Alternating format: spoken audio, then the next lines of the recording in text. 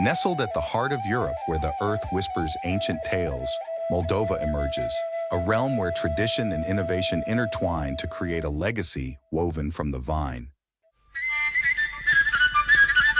Wine is deeply ingrained in the DNA of every Moldovan. Over the past decade, Moldova's wine sector has experienced a significant transformation, often referred to as the wine revolution. This period of reform has seen the adoption of EU standards in quality, traceability, and management, alongside enhanced marketing efforts both domestically and in Western markets. The Republic of Moldova warmly invites you to explore our cherished winemaking traditions, sharing with you our most exquisite gems. Moldova is honored to host the 46th OIV Congress on June 16th to 20th, 2025, heralding the first Congress in the new century of the OIV.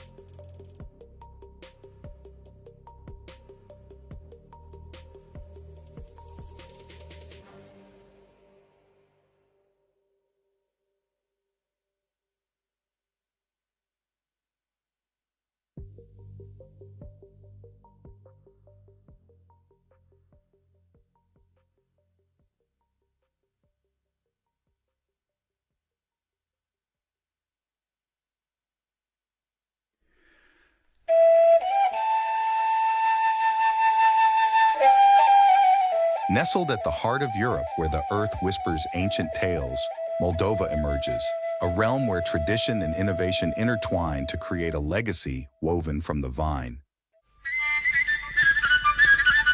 Wine is deeply ingrained in the DNA of every Moldovan. Over the past decade, Moldova's wine sector has experienced a significant transformation, often referred to as the wine revolution.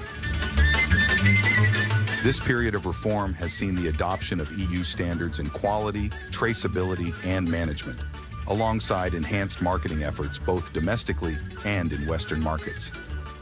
The Republic of Moldova warmly invites you to explore our cherished winemaking traditions, sharing with you our most exquisite gems. Moldova is honored to host the 46th OIV Congress on June 16th to 20th, 2025, heralding the first Congress in the new century of the OIV.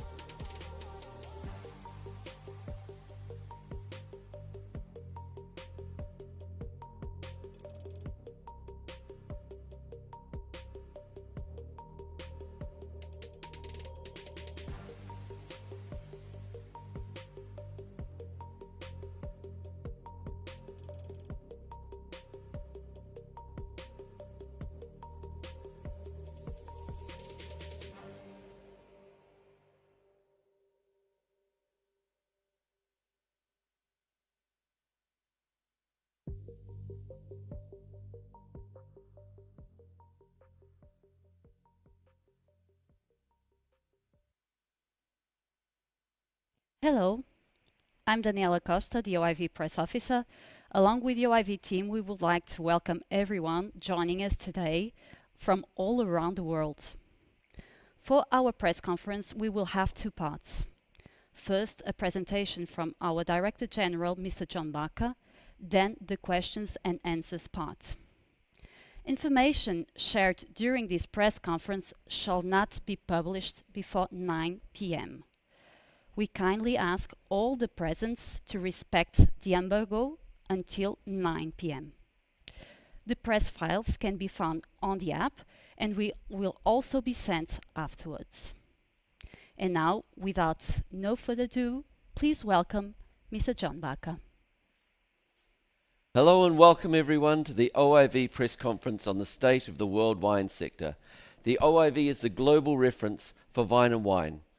One of our missions is to gather global statistics, and we hold this conference every April to present the most up-to-date compilation of data on production, consumption and trade for the past year. Today I will cover three main topics. First, I will present the data on vineyard surface areas, wine production, wine consumption and international trade in wine for the 2024 calendar year. Second, I will offer some preliminary estimates of wine production in the Southern Hemisphere for 2025. Finally, I would like to conclude with some thoughts on the current challenges and opportunities facing the vine and wine sector and the role that the OIV can play to support the sector in the future. So let's get started with a look at the recent evolution of the world vineyard surface area. In 2024, the total global surface area under grapevines was 7.1 million hectares. This figure includes planted grapevines for all uses: wine, table grapes, dried grapes, juices, spirits, vinegars, and the like. This represents a small reduction of 0.6% compared to 2023. While relatively minor, this is the fourth consecutive year that world vineyard has decreased in size as vine-growing countries in both hemispheres adjust to increased production costs and changing consumption patterns. As you can see in the pie chart, despite the large number of vine-growing nations globally, 94 in total, more than half of the world's viticultural areas are concentrated within the top 6 countries, which make up 56% of the global vineyard. The EU vineyard, which is mostly cultivated with wine grapes, accounts for 46% of the world total, while the southern hemisphere has about 12% of the global vineyard. Now let's examine the trends over the past decade in major vine-growing countries. Spain maintains its position as the largest vineyard globally in 2024, covering 930,000 hectares, followed by France with 783,000 hectares and China with 753,000 hectares. The top 10 is then completed by Italy, Turkey, the USA, Argentina, Romania, India, and Portugal. And it's noteworthy that 6 of the top 7 vine-growing countries did not experience growth in vineyard size last year, with Italy being the exception. Portugal, Chile, and Argentina experienced the most significant relative decreases within the vineyard area, shrinking by 5.1%, 3.2%, and 2.4% respectively. Let's move now to wine production. Global wine production in 2024 is estimated at 226 million hectolitres, down 5% compared with the already low 2023 volume. This decline is mainly attributable to extreme environmental conditions from heat and drought, as well as unpredictable weather events across major northern and southern hemisphere wine-producing regions. Additionally, in some regions, this low output reflects market adjustments driven by declining consumption volumes. This has resulted in the smallest global wine production volume since 1961, when spring frosts devastated major vineyards in Europe, most notably in France.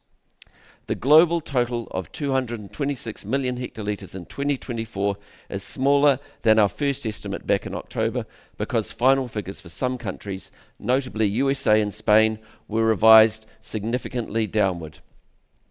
If you look at the time series, overall global production is trending slightly downwards, as you would expect from the decrease in vineyard area. But the most evident feature is the year-to-year variability of production, and I'll come back to that in a minute. If we look at the breakdown of global production in the pie chart, we can highlight a few key points. Overall, wine production is dominated by the top 3 countries, Italy, France, and Spain, which account for exactly half of the total wine produced in 77 countries at the world level. The top 8 producers are responsible for more than 3/4 of the world's production. The European Union represents 61% of global production. In 2024, it produced a total of 138 million hectolitres, a decrease of 3.5% on the previous year. The Southern Hemisphere represents 20% of global production. Last year, it produced 46 million hectolitres, a decrease of 3.6% on 2023. So you can see that the production losses were experienced across both hemispheres. Before continuing with the country level data, I'd like to come back to the question of volatility in production that I mentioned earlier. This graph offers a really interesting perspective.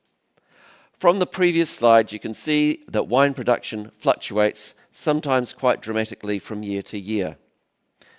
This volatility is a feature of wine production as a perennial agricultural crop that's highly subject to both seasonal fluctuations and state interventions. What we show in this graph is an indication of volatility in wine production volumes over the last 100 years. The jagged lines represent the percentage of change from one year to another. You can see that a change in volume of 30% from one vintage to another is not unheard of, but this hasn't really happened since the beginning of the 1960s. The smooth line in red dots shows the 100-year trend. We can see that from the 1920s to the late 2000s, volatility has trended downwards as a result of better technologies in vineyard management practices, geographical diversification, and production policies. But if we look at the last 15 to 20 years, we can see that volatility is gradually starting to increase once again. Certainly there are a number of factors involved, but we can attribute the major part of this volatility to significant and unpredictable weather events affecting both hemispheres, that is, to climate change. Coming back now to 2024, here we see the ranking of the top 20 wine-producing countries. The red bars show the production volume in 2024. The blue ones show percentage changes against 2023. And you can see that Italy, thanks to an average production volume at around 44 million hectolitres, returns to first place in the world ranking.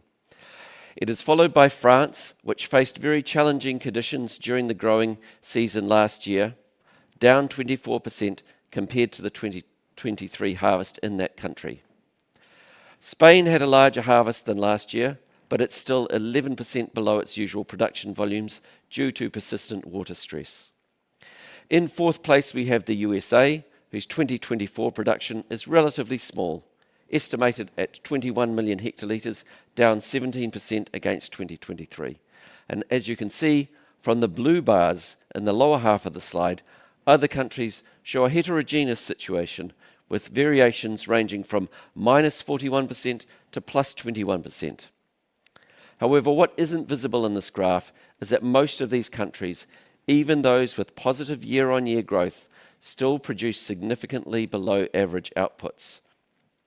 For this reason, I've included this slide here, where the yellow bars in the lower part of the slide refer to the variation between 2024 and the 5-year average. These statistics help us better interpret the 2024 data. As you can see, in 2024, the great majority of producing countries reported lower than average production volumes. The only exemptions are Russia, Hungary, and Georgia. Let's now have a look at the demand side. And I want to stress that the data for 2024 are preliminary, and they reflect a calculation of apparent consumption rather than actual consumption, which can take several years to confirm from official sources. Wine is a product that is enjoyed globally within 195 countries, with all of these countries recording wine consumption in 2024. World wine consumption in 2024 is estimated at 214 million hectolitres, down 3.3% from 2023. This is the lowest level of consumption since 1961. The top two markets, USA and France, fell by 6% and 4% in volume respectively. Also notable was the steep decline in China's wine consumption, which has been decreasing by an average of 2 million hectolitres per year in recent years. There are a number of factors at play here. The effects of lingering inflationary pressures and market uncertainty have affected price and consumer attitudes.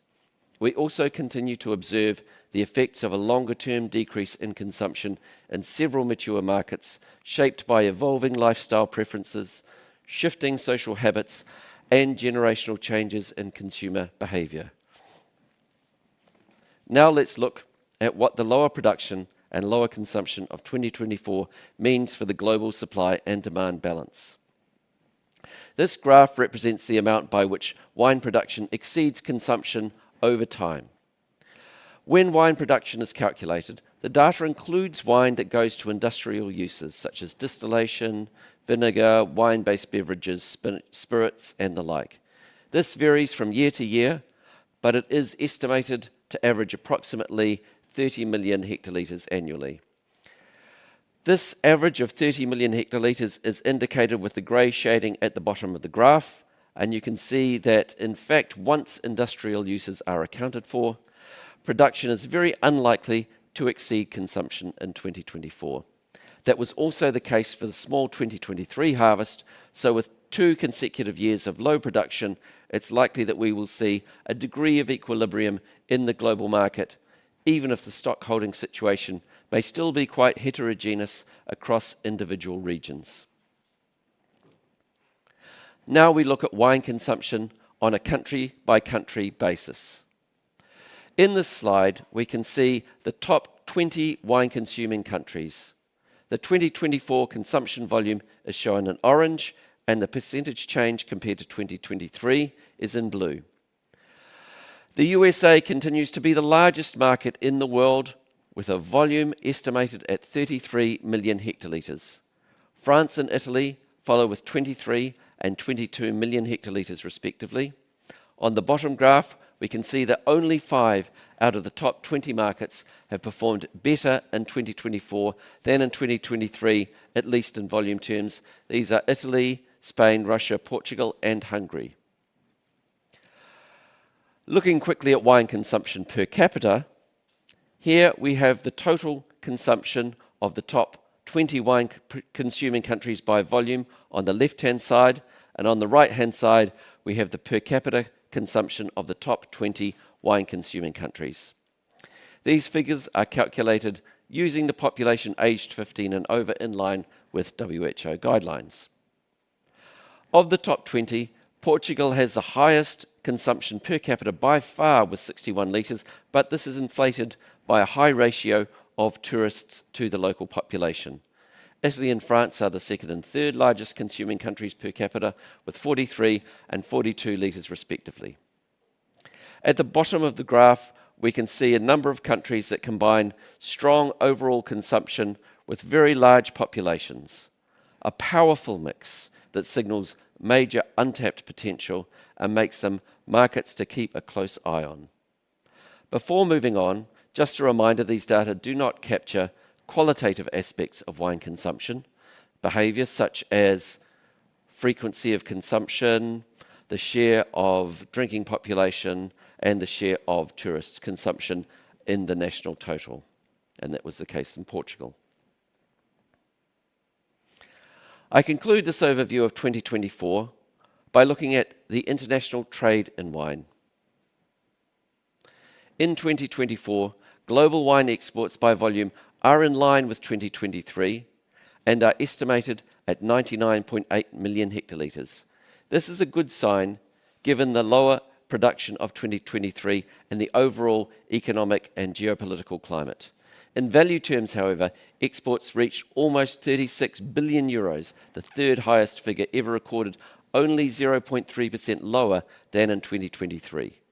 The strong performance of global exports by value is reflected in a record high average export price of 3.6 euros per litre, in line with the already very high price level of 2023 and almost 30% above the pre-COVID period.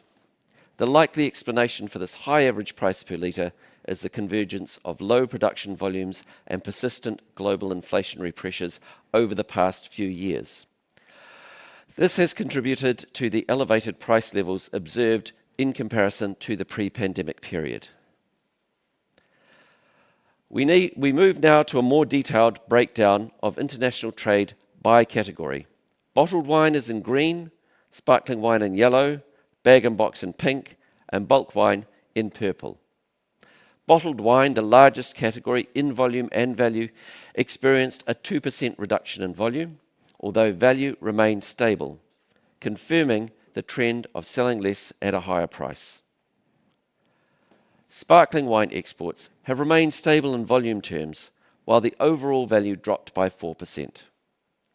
This has been driven by a shift in the product ratio and particularly a surge in exports of Italian sparkling wines. Bag-in-box experienced a drop of 5% in both volume and value. Bulk wine was the best performing category, with volume increasing by 3% and value by 10%.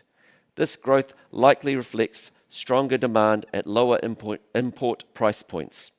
At the same time, inflation and the smaller 2023 and 2024 production have pushed up overall value. Looking at the long-term trends for average price per litre in each category, the overall average prices for packaged wine have increased, particularly in the last 3 years. As mentioned, sparkling wine value decreased with a fall in average prices of 3.4%, while bulk wines experienced an average price bump of 7% in 2024. Here we can see the top 10 exporters by volume on the top of the slide and by value on the bottom. In volume terms, the main exporter of wine in 2024 is Italy, with 21.7 million hectolitres worth 8.1 billion euros. It's followed by Spain with 20 million hectolitres representing a value of 3 billion euros, and then France with 12.7 million hectolitres. In value terms, France leads the pack by a long way with export earnings of 11.7 billion euros. In 2024, these countries together accounted for 55% of global export volume and 63% of global export value. On this next slide, you can see the ranking of major exporters by average export price. For each country, we show the evolution over the last 10 years. At the bottom of the ranking, we see predominantly bulk wine exporters, while in top positions, we mostly have bottled and sparkling wine exporters. France, the USA, and New Zealand are the 3 leading countries in this ranking. All 3 reported declines in average export prices, ranging from -3% for France to -2% for the USA. Declines in value among the top performers in 2024 reflect a combination of changes in product mix, limited availability as a result of lower production, and currency effects. What captures the attention here is a significant price increase in Australia, up by 22%, by far the largest average price increase recorded in 2024. Now here you can see another very interesting slide. The blue histograms refer to the Export Intensity Index. It is an indicator calculated as export value over production that tells how much of a country's production is destined for the export market. If we look at the top 25 producing countries for the period 2020 to 2024, we can identify 3 groups of countries. First, low export intensity countries, exporting less than 20% of their production. USA, China, Russia, Brazil. Second, countries exporting between 20 and 50% of their production. These include the majority of large producers such as Italy, France, Argentina, and South Africa.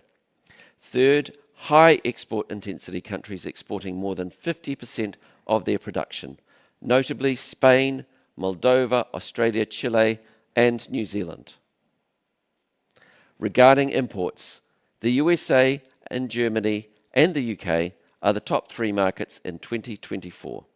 Together, these countries account for nearly 38% of the world's total volume and value of wine exports.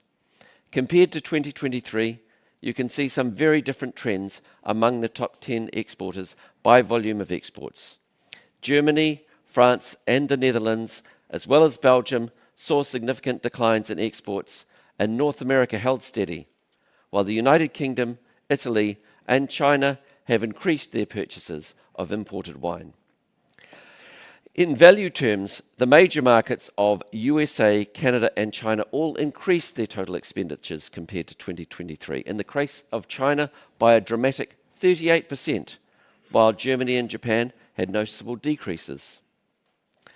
On this slide, we have the average import prices of main wine importing countries.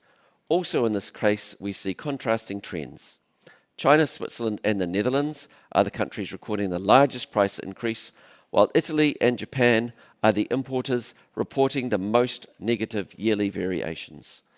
In absolute terms, the prices differ strongly between countries such as Germany, Italy, and France that import mostly bulk wine, and countries such as Switzerland, Japan, China, and the USA, which are large importers of high-end bottled and sparkling wines. I conclude this overview on imports with the Import Intensity Index of the top 25 wine markets. This index tells how much a country's consumption comes from imports. Here again, we can identify three groups of countries. First, low-intensity importers, where imports account for less than 20% of total consumption. These are typically large markets with a large domestic production, for example, Italy, Spain, Australia, and South Africa. Second, countries where imports represent between 20% and 50% of the domestic market, for example, USA, France, Russia, and China. Third, high import intensity countries where imports account for more than 50% of their domestic consumption, such as Germany, United Kingdom, Canada, and Japan. And within this last category, there's also a group including the Netherlands, Belgium, and Sweden, who import more than they consume. This indicates that a portion of their exports is not intended for the domestic market, but is instead intended for re-export. And I want to take a brief moment to highlight the interesting topic of re-exports, as this will be the subject of one of our upcoming publications. We've been working on a study to understand the re-export of wine, which is a major component of the global wine trade. More than 13% of global exports are estimated to be re-exported, with those flows accounting for an annual value of approximately 4.6 billion euros on average. Understanding re-exports is important because it helps exporting countries to understand where their wine is actually sold, which in turn helps with decisions such as where to focus sales and marketing efforts. For the sake of time, I won't go into further details, but I strongly encourage you to look out for the full report, which is expected to be published by the end of May. Finally, I want to conclude this presentation on the year 2024 with the Market Internationalization Index, which measures how much wine is consumed outside its country of origin. This shows the progressive globalization of the wine market and its dependence upon international trade. Here we can see a century of global wine trade, and it's not a coincidence that the global wine trade really starts to accelerate in the mid-1990s when the WHO agreements dealing with tariff and non-tariff trade barriers were signed. In 2024, the Market Internationalization Index stands at 47%, underlining the highly globalized nature of the wine market today. It's important to keep this number in mind, particularly when considering the potential impact of any shifts in the current trade landscape. I'll return to this point a little later. We move now to some very preliminary estimates for 2025 wine production in the Southern Hemisphere. And again, it's important to note that these projections are based on early estimates of the wine grape harvest, which is still ongoing in several regions. Therefore, these figures are subject to revision in the coming weeks or months. In this slide, you can see the forecast for the Southern Hemisphere in 2025. Overall, we anticipate a relatively positive trend for wine production volume in 2025 in the Southern Hemisphere, with an expected increase of 2.6% compared to the small vintage 2024. This growth is primarily attributed to bigger harvests in almost all wine regions. In Argentina, initial estimates from the end of March are for a vintage of 11.6 million hectolitres, up 6.5% on 2024, and slightly above the average of the last 5 years. Conversely, Chile anticipates a lower production volume of approximately 8.1 million hectolitres, reflecting a 13% decrease from 2023 and a 28% drop from its last 5-year average. Brazil expects a 2025 wine production of 2.9 million hectolitres, 38% above the small 2024 vintage and 4% above average. In South Africa, the 2025 growing season has benefited from favourable winter rainfall patterns and a moderate spring. early forecasts suggest a production level comparable to that of the 2023 harvest, around 9.3 million hectolitres. This level would be 5% higher than 2024, but 6% below the 5-year average. I conclude with Australia and New Zealand. At this stage, it's still too early to provide a precise estimate. However, preliminary reports from the ongoing harvest still underway in many regions suggest a slight increase in production volume for 2025. I want to conclude with a few thoughts on what this data tells us about the current situation of the global wine sector in each of the 3 key dimensions: production, consumption, and trade. The wine sector faces a challenge of adaptation, and for those who adapt, it is also an opportunity. For production, there can be no question that climate change is producing a number of impacts, from excessive heat and drought to unseasonal frost and hail to excessive rain, flooding, and disease pressures. Over time, climate change will affect the types and styles of wine that are produced and the geography of production itself. This is well known within the sector. The challenge has been accepted, and there are many, many initiatives underway across the wine regions of the world to address the effects of climate change and to minimise the environmental footprint of wine growing, supported by a profound commitment to sustainability. The opportunity is to evolve new practices, new styles, and new technologies that enhance the quality and the diversity of wine's offer. The opportunity is to position the wine sector as a role model of sustainability. The OIV plays an active role in facilitating a multinational approach to this essential subject. We have placed sustainability at the core of our new strategic plan. Across our 51 member countries and 17 observers, we will focus on coordination and harmonisation to promote solutions to shared problems of climate change. Turning to consumption, over the past 60 years, we have observed a gradual phenomenon of convergence in terms of wine drinking habits. The large traditional wine countries of Europe and South America have progressively moderated their consumption, while the popularity of wine has steadily grown in other countries.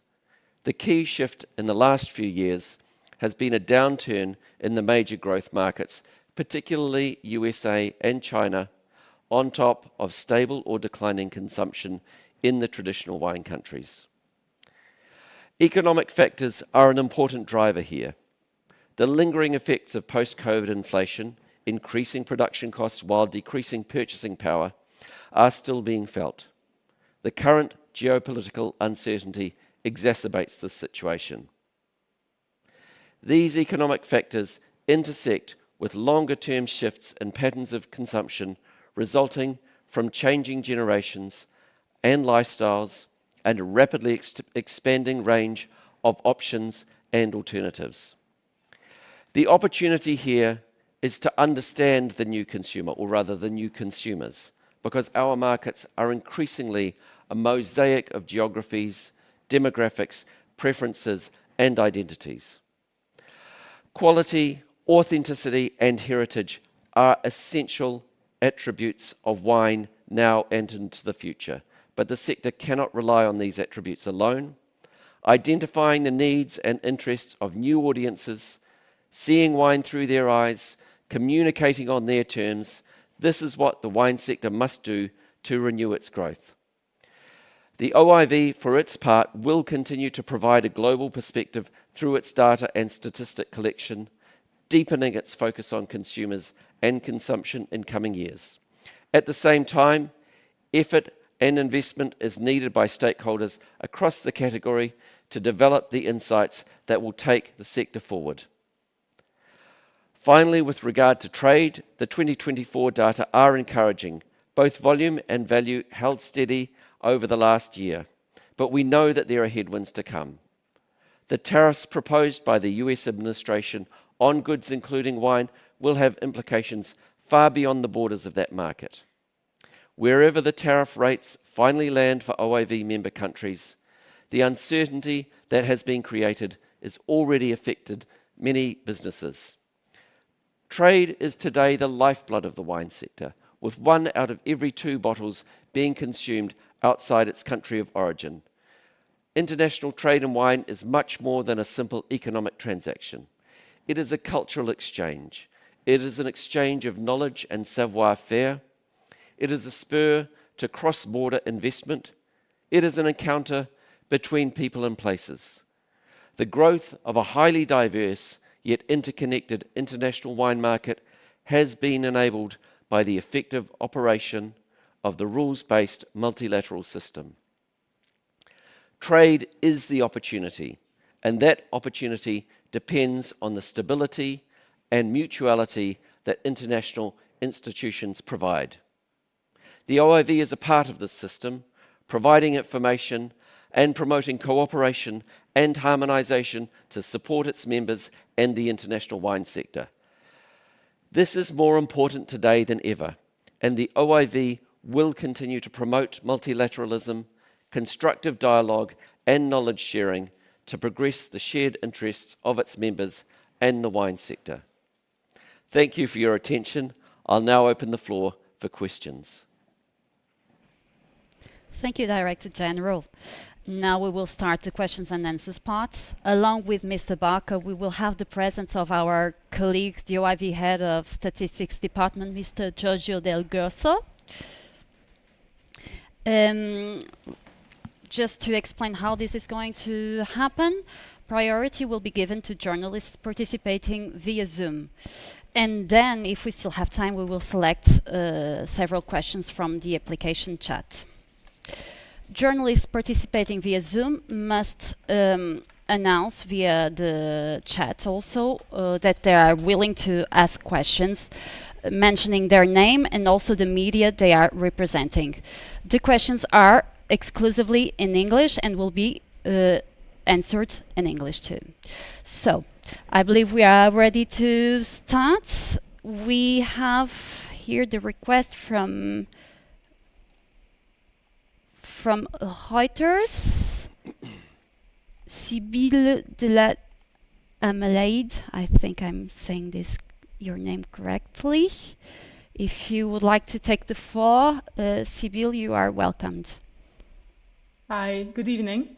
Thank you for the presentation. I just wanted to come back on something you said. I mean, you mentioned the tariffs and the uncertainty that it raised. I wanted to know your feeling what the impact the global trade tensions could have on global wine trade this year. Well, thank you, 𝐶𝐵𝐿, for your question. As I said, trade is really the lifeblood of the wine sector. 1 in every 2 bottles of wine consumed is consumed outside its country of origin. So clearly, any sort of barriers to trade are going to cause some sort of disruption in the market. I think we have, at the moment, a tariff of 10%. That will certainly have an impact, but it's unlikely to change the status of the US as a leading global market. I think one of the other impacts that we're seeing at the moment is just, I guess, the drag that uncertainty creates in the market. So I think it's something that the whole sector is very much interested in. We can't really speculate about future scenarios, but I would like to emphasize the OIV's role, which is really to promote multilateralism, to promote dialogue, shared recommendations and standards in the scientific and technical area, and I think it's a really important that we have the space where wine countries can work together on those scientific and technical issues. Thank you. I believe Alexandre Abelin from Hemisphere would also like to ask a question.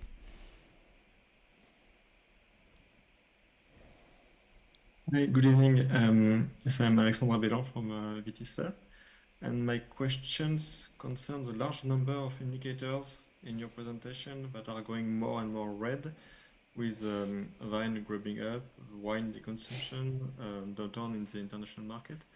are they indicators that the global wine industry is moving from an isolated crisis in purchasing power to a more structural crisis? And my other question is that some economists say the world does not overproduce wine, as your figures show, but rather experiences a wine shortage with demand outstripping production. What is your point of view on this situation? Thank you, Alexandra. I'll take the first question first. I think the moment that we're living in for wine is a moment when there are a number of things happening, because we have been living with these economic factors, in particularly with high inflation, which has increased costs and reduced spending power, and that certainly had a big impact on consumption. We have geopolitical uncertainty. We have the slow production caused by climate change.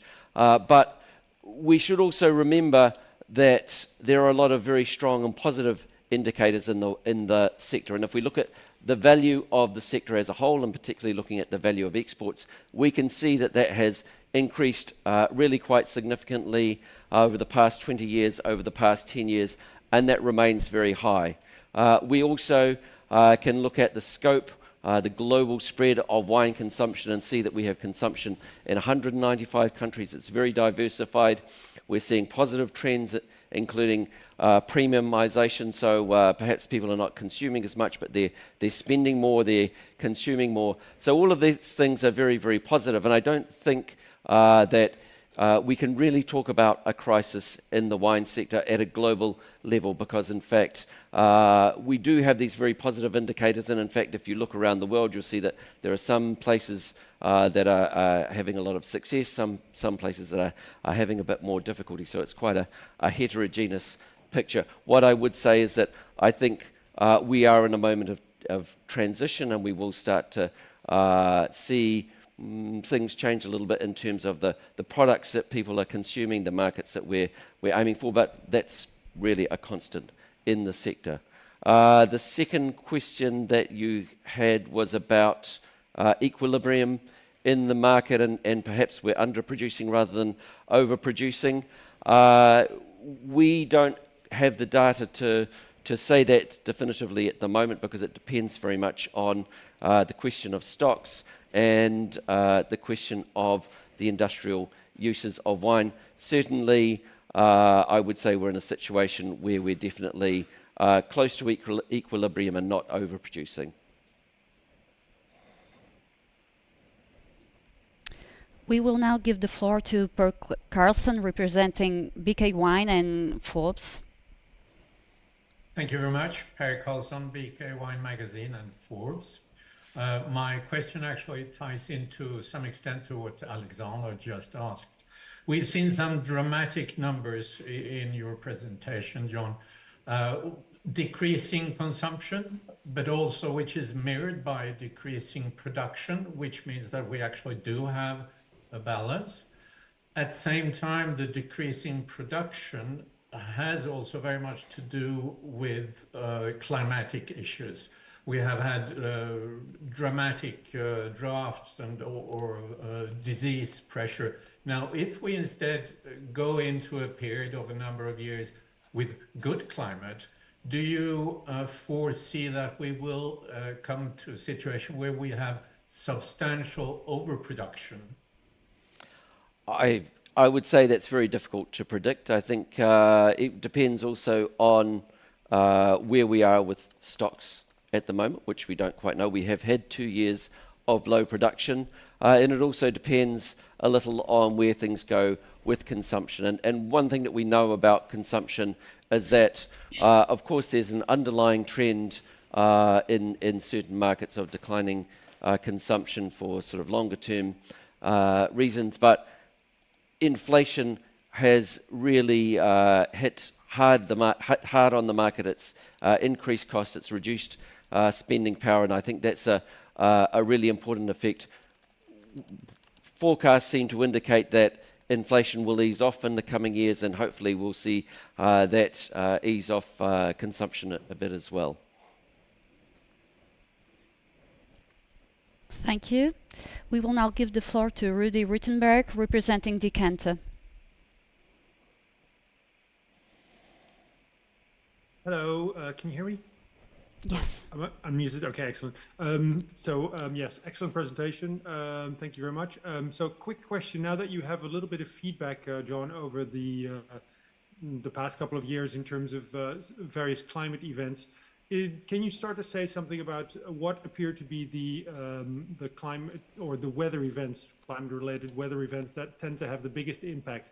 Does it appear to be drought? Does it appear to be disease related to weather events? Does it appear to be something else? And I have a very quick question about the product mix as well, because we see that over in recent years the per bottle price, especially for French exports, has really increased. I imagine that's related to champagne and sparkling wine. But can you say something about what happened to the mix there? Thank you. Okay. The first question on climate change, I'll take, and then I might pass the other one to my colleague, our head of statistics, Giorgio Del Grosso. So in terms of climate change, where are the biggest impacts? I would say it depends very much, because we are seeing parts of the world where drought, where heat and water shortage are having a significant effect. We're also seeing these impacts of heavy rains and flooding, unseasonal frosts, and some of these secondary effects like disease pressures, particularly fungal diseases. I think it's hard to say, and it's possibly not all that helpful to say which one is worse. I think these are all impacts of climate change. They're all things that we have to deal with, and it may be that in some places you might have heat in one year and rain in another year, or sometimes in both years. These are things that we need to adapt to, that we need to live with. And I should say that the sector is working very, very hard on adaptation to climate change, and there's a huge amount of work going on a wide range of things, from soil health to vine management to water management. There's a whole huge list of things, and also ourselves within the OIV, we do a lot of work coordinating sustainability, trying to create global guidelines, trying to pursue certain elements of climate change as well. So there's a lot happening, and overall I think, as I say, it's a challenge for us, but it's also an opportunity. Now, for the second question, I'm going to hand the floor to Giorgio Del Grosso. Thank you, Director. So the question was about the increasing prices that we have seen in recent years. Since 2021, we've seen a significant price increase in basically every exporting country. This is due to a combination of inflation. That is probably the main factor that explains this rise in prices. Inflation plays a big role, as it increased raw material costs, so production costs, it increased distribution costs. So that is certainly a major factor to take into account. At the same time, when we have very small vintages in terms of volume, that also has an impact on prices. So the combination of these two phenomena, I think, is what explains this rise in prices. Thank you.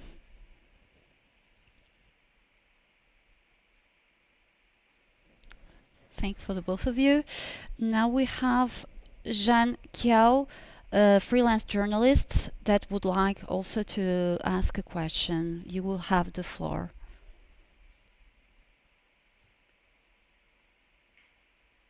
Thank you very much. Thank you, Joe. Excellent presentation. This is a freelance journalist. As a journalist already raised the issue about the U.S. tariffs, I thank you for that.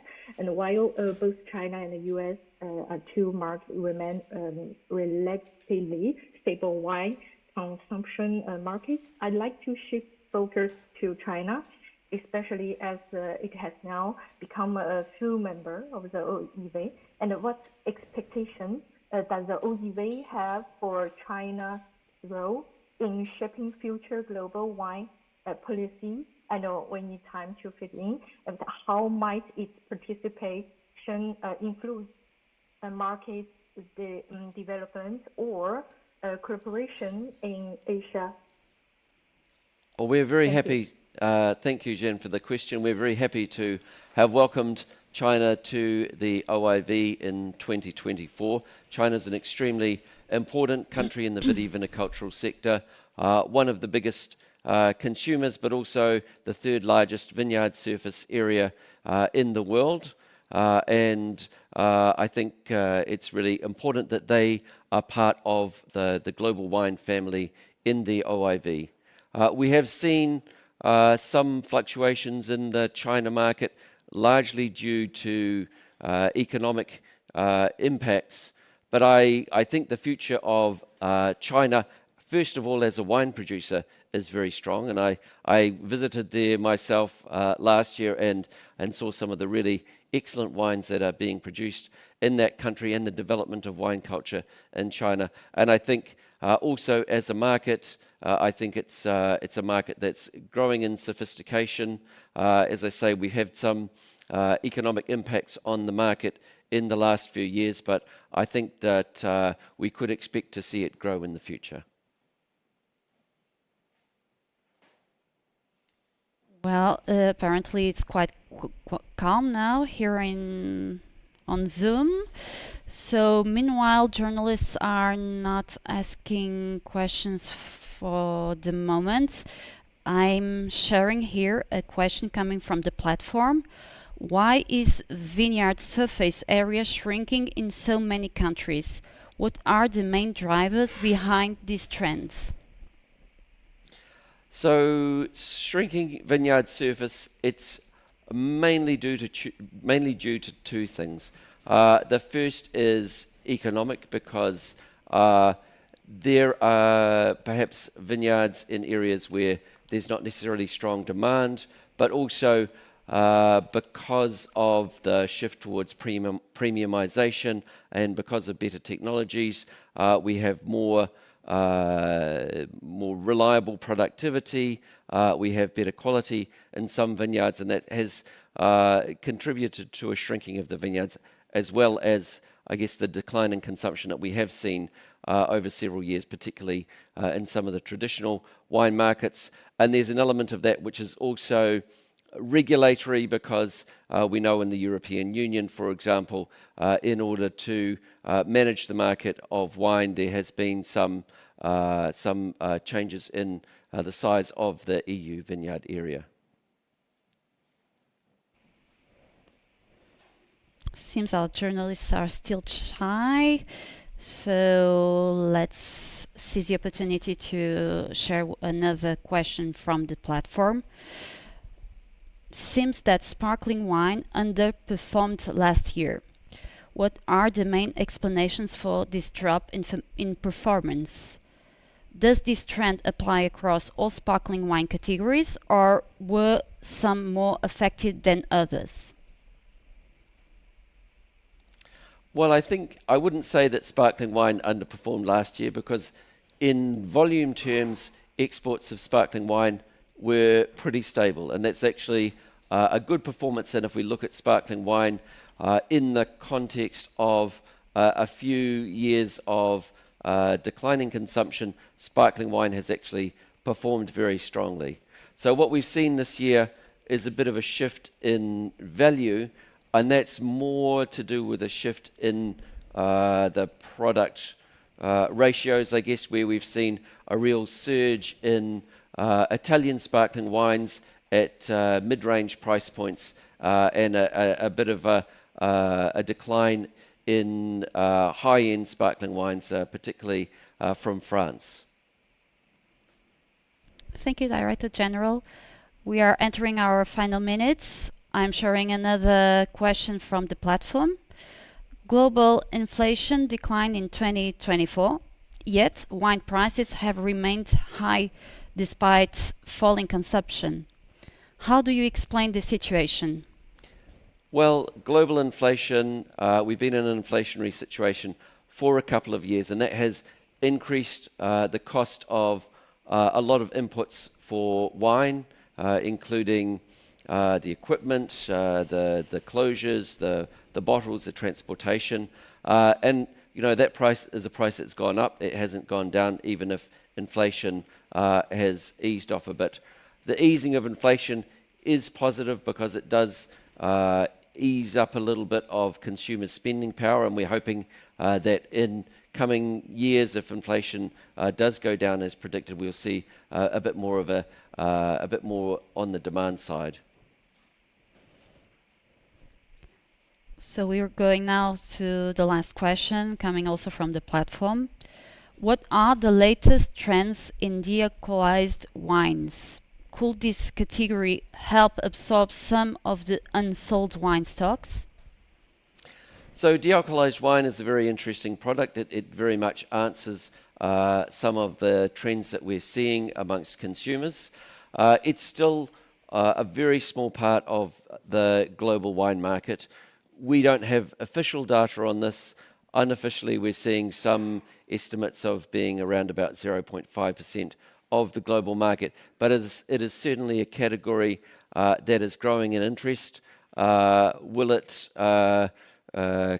replace unsold stocks? I think, well, first of all, we're in this situation of equilibrium in the global market, but also the share of the market of dealcoholized wine is still really comparatively small.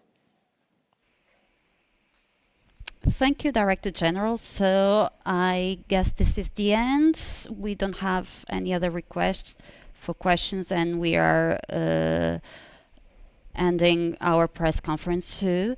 We would like to thank everyone that has joined us today. Also thank the technical team that helped us with press conference, and along with our colleagues, Director General, thank you very much. The press files will be available and be sent soon, and the replay will also be available very soon. Thank you. Great. And thank you very much, Daniela and Giorgio. Thank you everyone for participating in this press conference.